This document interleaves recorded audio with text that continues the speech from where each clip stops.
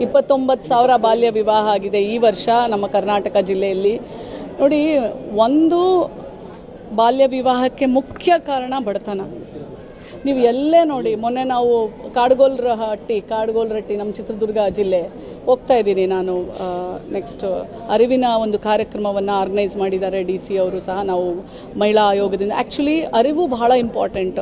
But ಆ ಒಂದು ನೋಡಿದ ಮೇಲೆ ಮೊದಲು ಏನಂತಂದರೆ ಬಡತನ ಮದುವೆ ಮಾಡಿಬಿಡ್ಬೇಕು, ನಮ್ಮ ತಲೆ ಮೇಲಿರೋ ಭಾರ ಕಳ್ಕೋಬೇಕು. ಅದು ಮಕ್ಕಳು ಏನು ಮಾಡ್ತಾರೆ, ನಾವು ರಿಪೋರ್ಟ್ಸ್ ನೋಡ್ದಂಗೆ, ಸರ್ವೆ ರಿಪೋರ್ಟ್ಸ್ ನೋಡ್ದಂಗೆ 10ನೇ ಕ್ಲಾಸು PUC ಅಂತ ಓದೋಕ್ಕೆ ಅಂತ ಬರ್ತಾರೆ, ಪ್ರೀತಿಯಲ್ಲಿ ಬಿದ್ದು ಮನೆಯಲ್ಲೇ ಗೊತ್ತಿರಲ್ಲ, ಗರ್ಭಿಣಿ ಆಗಿಬಿಟ್ಟಿರ್ತಾರೆ.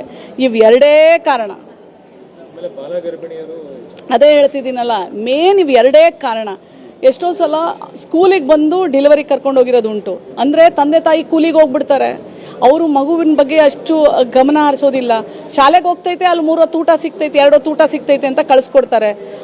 ಅವರು ಮಗು ಗರ್ಭಿಣಿ ಆಗಿದೆ ಅನ್ನೋ ಒಂದು ಇದೂ ಸಹ ಅಲ್ಲಿ ಅವರಿಗೆ ಗೊತ್ತಿರೋದಿಲ್ಲ. ಅಂಥದ್ದನ್ನು ಪ್ರಸಂಗಗಳು ನಾವು ನೋಡಿದ್ದೀವಿ. ಇದಕ್ಕೆಲ್ಲ ಏನು? ಬಡತನ ನಿರ್ಮೂಲನೆ, ಎರಡನೇದು ಅರಿವು. ಆ್ಯಕ್ಚುಲಿ ನೋಡಿ, ಯಾವುದೇ ಒಂದಾದ್ರೂ ಮುಖ್ಯವಾಗಿ ಆಗೋದೇ ಮನೆಯವರಿಂದ, ಸಂಬಂಧಿಕರಿಂದ ದೌರ್ಜನ್ಯಗಳೇ ನಡೆಯೋದು.